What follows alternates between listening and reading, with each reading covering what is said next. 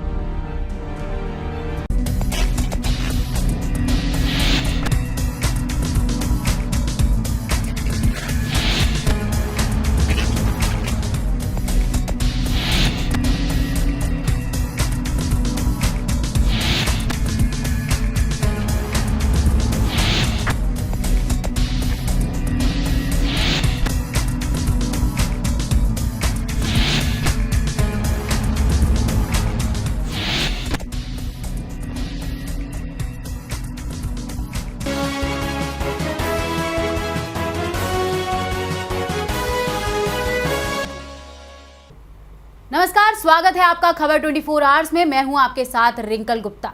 चलिए बुलेटिन की शुरुआत करते हैं अब तक की कुछ खास खबरों से। रिजर्व बैंक और सरकार के बीच मतभेद की चर्चाओं के बीच प्रधानमंत्री नरेंद्र मोदी ने गवर्नर रघुराम राजन की तारीफ की और उन्हें पूर्ण रूप से उपायुक्त व्यक्ति बताया। प्रधानमंत्री ने कहा कि राजन उन्हें जटिल आर्थिक मसलों को बहुत आसान तरीके से समझा देते हैं। प्रधानमंत्री ने यह भी कहा कि सरकार और रिजर्व बैंक की सोच की दिशा समान है। मोदी ने यह भी कहा कि राजन रिजर्व बैंक की नीतियों के प्रभावों के बारे में पूरी बात सिर्फ 3 से 4 स्लाइड में ही समझा देते हैं। निश्चित रूप से वह पहले बहुत अच्छे शिक्षक रहे होंगे। वहीं सोनिया गांधी पर गिरिराज सिंह के विवादित बयान की आलोचना करते हुए उपेंद्र कुशवाहा ने कहा है कि केंद्रीय मंत्री ने इस तरह की भाषा की उम्मीद नहीं की जाती है। अपने विवादास्पद बयानों से चौतरफा घिरे केंद्रीय राज्य मंत्री गिरिराज सिंह को अब सहयोगी दल भी नहीं बख्श रहे हैं।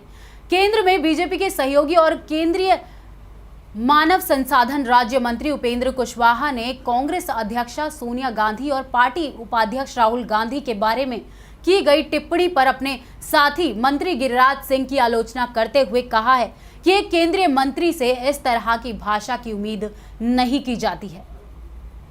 रॉबर्ट वाड्रा के जमीन सौदे पर सवालिया निशान लगकर सुर्खियों में आए आईएएस अधिकारी अशोक खेमका ने अपने तबादले और तकलीफदेह करार देते हुए कहा है कि बेइंतहा सीमाओं और पैठ जमाए स्वार्थों के बावजूद उन्होंने भ्रष्टाचार समाप्त करने की ओर राज्य परिवहन विभाग में सुधार लाने का प्रयास किया। पुरातत्व एवं संग्रहालय विभाग में तबादले के मनोहर लाल खट्टर सरकार के आदेश के एक दिन बाद खेमका ने अपने ट्विटर संदेश में कहा कि बेइंतहा सीमाओं और पैठ जमाए स्वार्थों के बावजूद भ्रष्टाचार समाप्त करने और राज्य परिवहन विभाग में सुधार लाने के उन्होंने प्रयास किए हैं। सूबे के सरकारी चिकित्सकों की सेवा अवधि 65 से बढ़ाकर 70 साल की जाएगी। मुख्यमंत्री नीतीश कुमार ने गुरुवार को इसकी घोषणा की। उन्होंने कहा कि इस बदलाव के लिए स्वास्थ्य विभाग के प्रधान सचिव ब्रजेश मल्होत्रा को निर्देश दिया गया है। गुरुवार को राजधानी के नालंदा मेडिकल कॉलेज और अस्पताल के स्थापना दिवस समारोह में नीतीश ने कहा कि चिकित्सक की उम्र जितनी बढ़ती है, अनुभव भी उतना ही बढ़ता है। मरीज अनुभवी चिकित्सक से इलाज कराने में अधिक संतुष्ट होते हैं। जम्मू कश्मीर में गुरुवार को बारिश न होने से हालात कुछ सुधरने की उम्मीद जागी थी, लेकिन शुक्रवार की सुबह से यहां फिर से तेज बरसात हुई। लगातार हो रही इस बारिश ने एक बार फिर घाटी के लोगों की चिंता बढ़ा दी थी। घाटी में गुरुवार को मौसम साफ होने के बाद लोगों ने राहत की सांस ली थी, लेकिन ये राहत ज्यादा समय तक टिक नहीं पाई। जम्मू कश्मीर में अब तक बाढ़ से कम 18 लोगों की जान जा चुकी है। एगाम जिले के लादेन गांव में सोमवार को बाढ़ में हुए भूस्खलन में घर ढह जाने से 2 परिवारों के 16 लोग जिंदा दफन हो गए।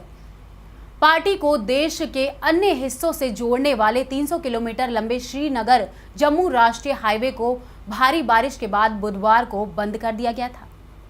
नरेंद्र मोदी कैबिनेट का विस्तार 8 अप्रैल को हो सकता है।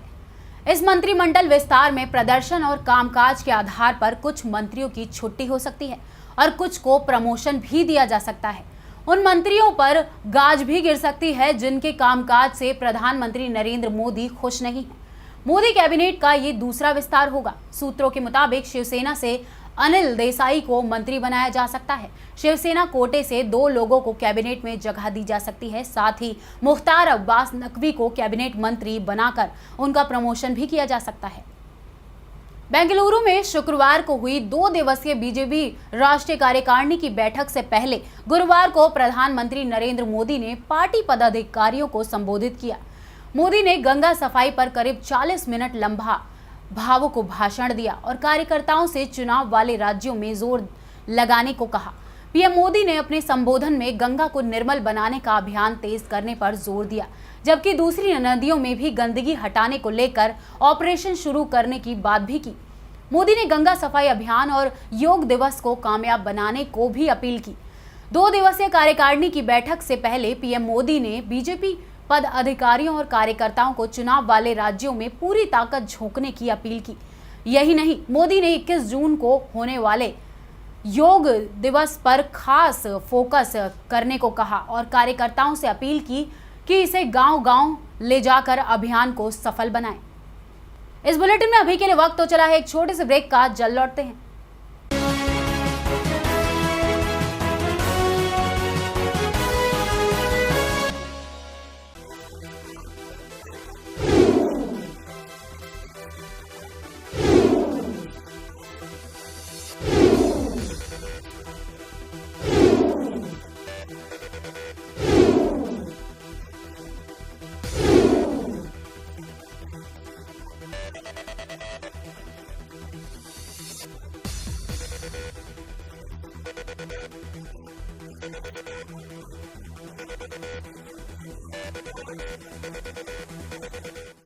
आप लोग देख रहे हैं खबर 24 आवर्स।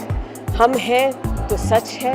मैं मेघना मलिक, आप सब लोगों को मेरी नमस्ते, राम राम, बहुत बहुत बधाइयाँ। मैं यही चाहूँगी कि आप लोगों का 2015 एक बहुत ही खूबसूरत साल रहे। आपके जो सपने हैं वो पूरे हों और आप एक खूबसूरत मकसद में अपना ये मकसद, एक खूबसूरत मकसद लेकर आप अपना ये 2015 पूरा करें।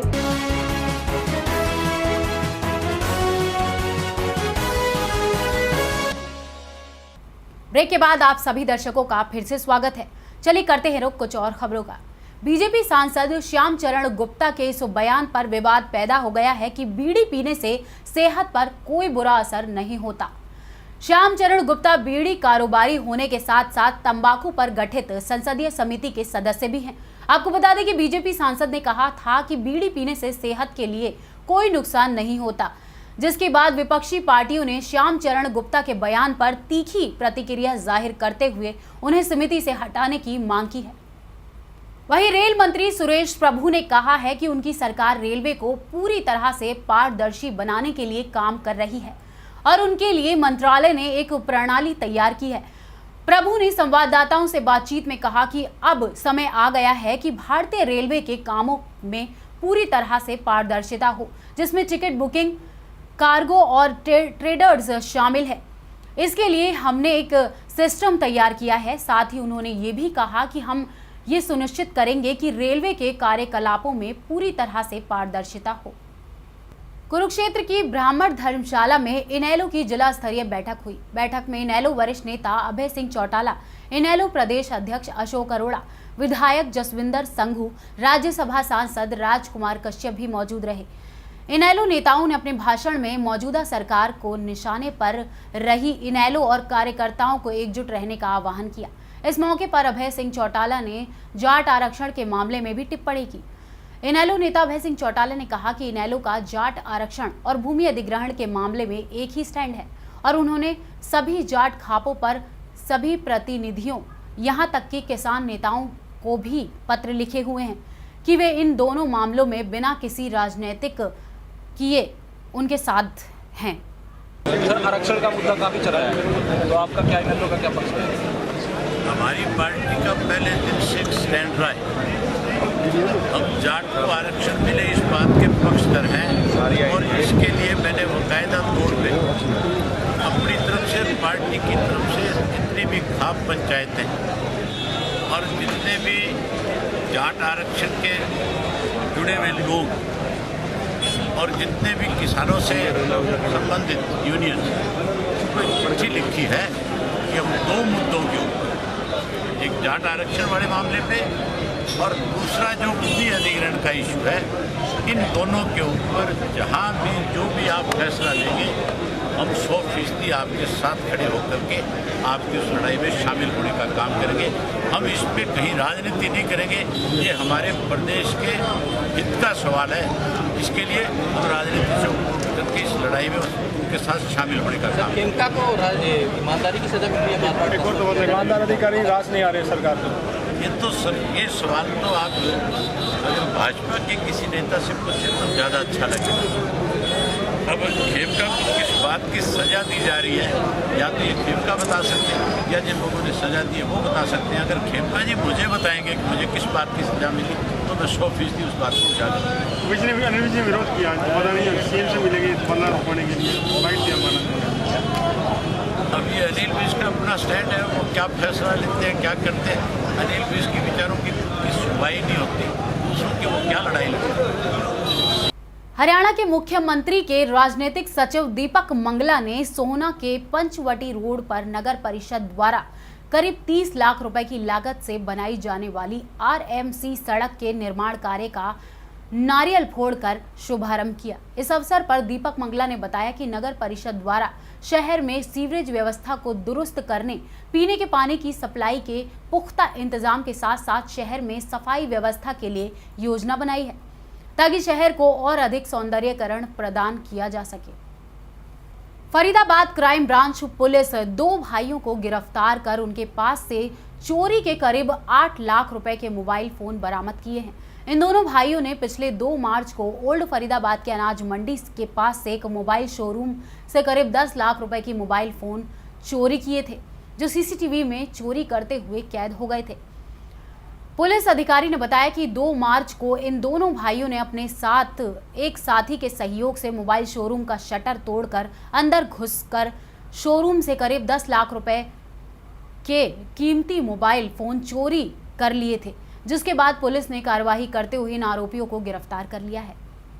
पिछले महीने 2 मार्च को हमारे ओल्ड फरीदाबाद में 2 मार्च को रात के समय एक मोबाइलों के शोरूम का शटर तोड़कर उसमें से करीब 10 लाख कीमत के मोबाइल फोन चोरी कर लिए गए थे। उसमें जैसे इन्वेस्टिगेशन हमारे पास आई तो हम लोगों ने उसमें इन्वेस्टिगेशन शुरू की, तो सीसीटीवी फुटेज के आधार पर हमने कुछ चोरों की उसमें से पहचान कर ली।